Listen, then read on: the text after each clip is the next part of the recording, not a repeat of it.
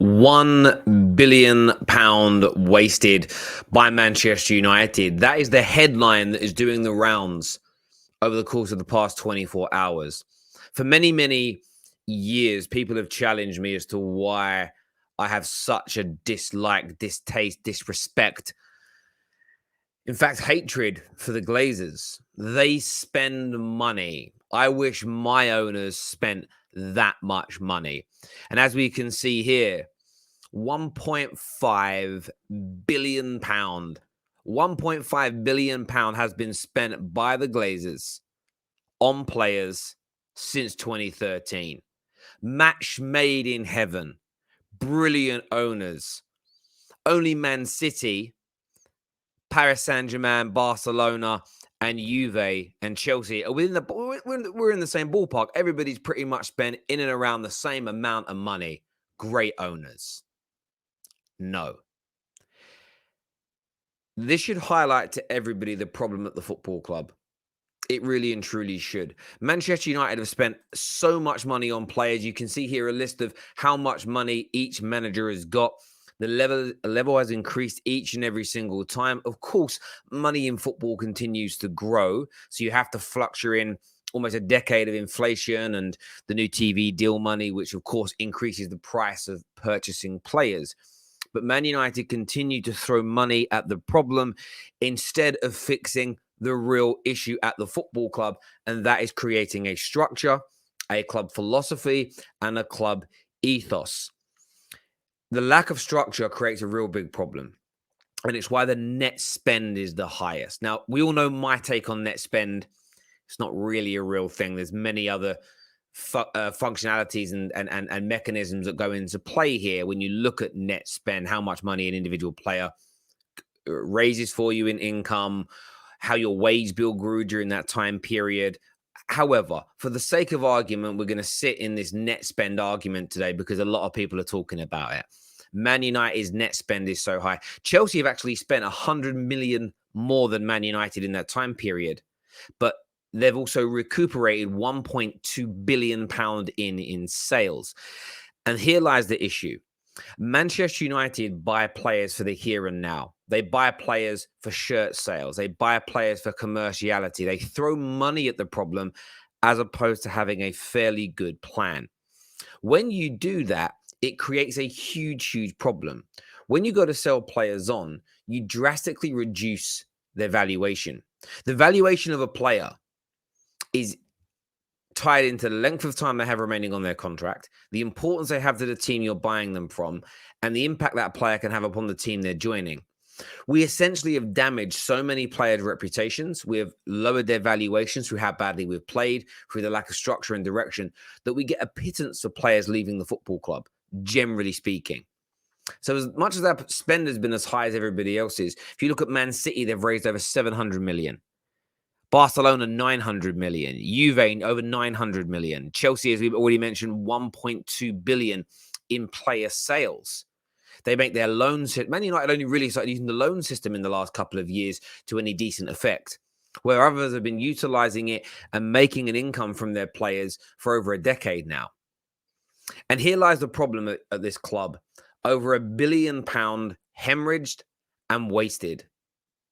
And it has been. That doesn't even include, why I don't do the whole net spend thing, that doesn't even include the wages, which will double that. Over £2 billion wasted by the Glazers, by the board, on squads that were never going to be successful. Not because we didn't buy talent, not because we didn't try to win, but because there was no structure behind it. We were employing managers like LVG and buying them players for Jose. We employed Jose and we didn't give him players that he wanted. We brought in Oli and we didn't give him players that he wanted. We've already seen this last January, Ralph being told no to particular individuals because we have no idea who's coming in during the summer and whether or not a new purchase this January is going to match what the incoming manager this summer wants.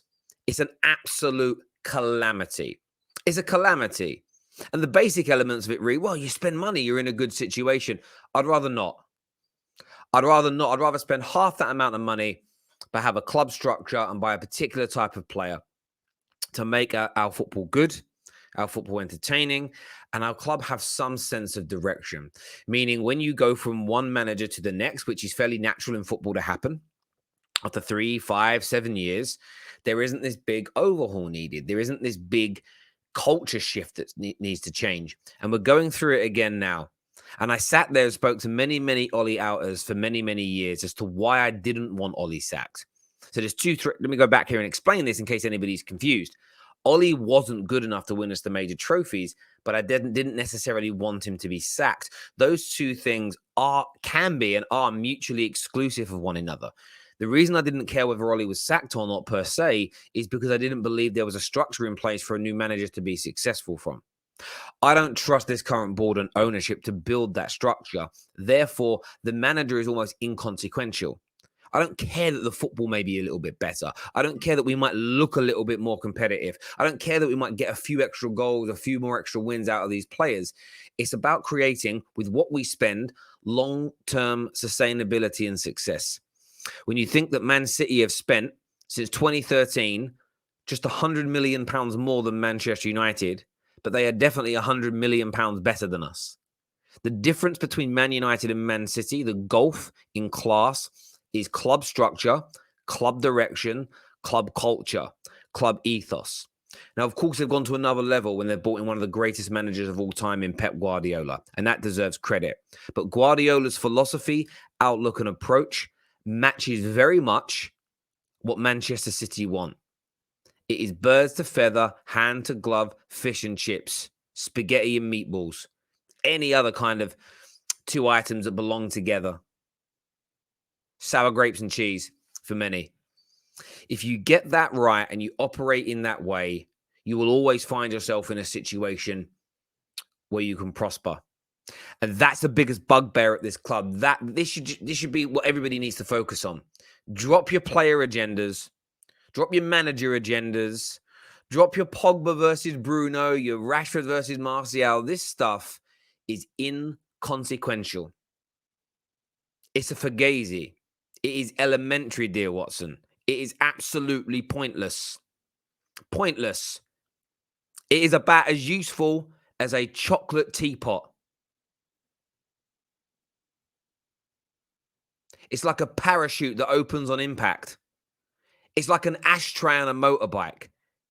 It is absolute folly. Folly to continue to focus on almost the arbitrary symptoms of this problem. 1.1 billion wasted on transfers. Over $1 billion wasted on salaries. Man United still treading water. And what's very interesting today is Ralph Rangnick coming out and saying everybody at the club would be happy to finish fourth this season. And everybody loses their minds. And why are they losing their minds? Because fans have still got this expectation that we're going to win and we should have the beliefs to win. This club doesn't want to win. This club doesn't want to win. This club does not want to win first. It wouldn't mind an FA Cup. Wouldn't mind a Champions League. It wouldn't mind a Premier League title. But as long as you continue to buy the shirts, the lunch boxes, subscribe to MUTV, as long as these things plus a plethora of others continue, you are never going to be taken seriously. You are the ones who are being dragged over the coals. Now, I want Man United to want to win. I want Manchester United to have the highest possible standards. I'm going to say this now. United fans have got to drop it. Man United fans have got to lower their standards. You cannot have your standards up here and the club's down there. By the way, if you're feeding the club, if you are willing to support this club financially, your standards have to match the people of which you're supporting. You buy a ticket to go to a game, you support the Glazers. You buy a Man United shirt, you support the Glazers. You buy the new lunchbox for your kids, you support the Glazers. You subscribe to MUTV, you support the Glazers. You download their app, you support the Glazers. Supporting Man United is supporting the Glazers because they are Manchester United now. They call the shots. They set the standards. They spend the money. They waste the money. They have run us into the ground in the elite level sense of the word. As a business, United are kind of thriving. United are doing really well. And that's all they care about. So the only way you're going to get them to change is to set your standards on a footballing level and hold them to account on it. But the only way you hold them to account on it is to remove the money that you're pumping in, because that's all they focus on. You can scream and shout and protest and tweet about everything else that's wrong with the football club. But as long as they continue to earn your money, they are never, ever going to. In fact, they are laughing at you. They are laughing at you. And rivals won't get it. And I don't expect rivals to get it. They will just look at the bottom line and go, you spent 1.5 billion euros on players. How lucky are you? We're not. We're not.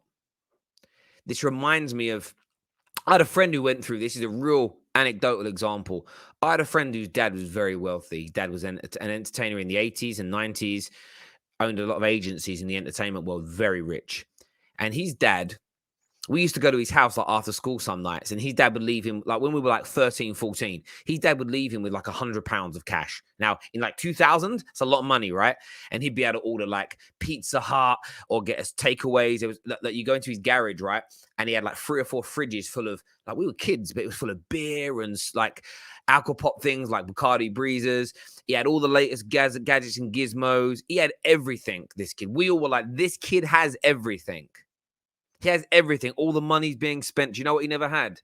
He didn't have his dad's attention. He never had his dad's love. He never had his dad there when he came home from school. He never had his dad put the real time in. He didn't have what he really wanted. And this reminds me of it. Man United Football Club throw money at the problem, but they don't fix or give the club and fans what they actually want and need.